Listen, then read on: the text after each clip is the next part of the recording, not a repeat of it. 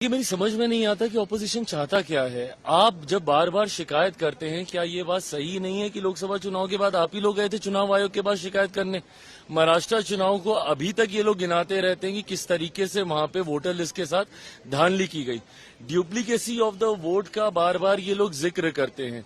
तो जब आपकी ये शिकायत रही है और उस शिकायत को मानते हुए चुनाव आयोग ने इस प्रक्रिया का इस्तेमाल किया है जहां पे एक इंटेंसिव रिव्यू किया जा रहा है, जिसके माध्यम से इस बात को सुनिश्चित किया जाए कि जो वोटर है, जो अधिकृत व्यक्ति है, सिर्फ वही मतदान का इस्तेमाल करे, ना कि कोई घुसपैठिया या कोई दूसरा व्यक्ति आके। और कई बार ये भी देखा गया कि वोटर लिस्ट में धांधली इस तरीके से भी होती है कि जो व्यक्ति मर गया होता है उसके नाम पे वोट चल रहा होता है।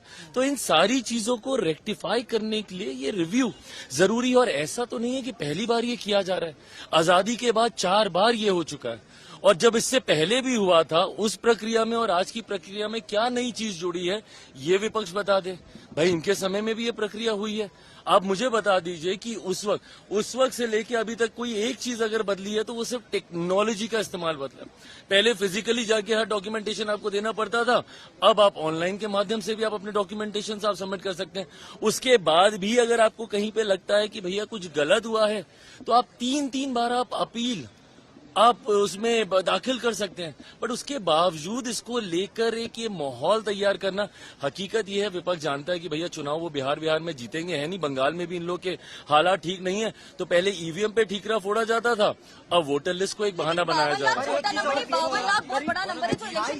भाई, मुझे अभी नहीं पता कि संख्या क्या है, 52 लाख होगी, उससे कम होगी, उससे ज्यादा होगी। अभी तो ये प्रक्रिया चल रही है ना।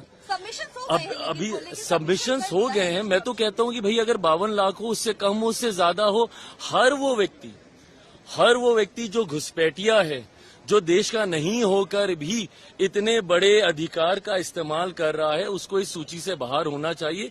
जो सही व्यक्ति है वो छूटना नहीं चाहिए और जो गलत है वो जुड़ना नहीं।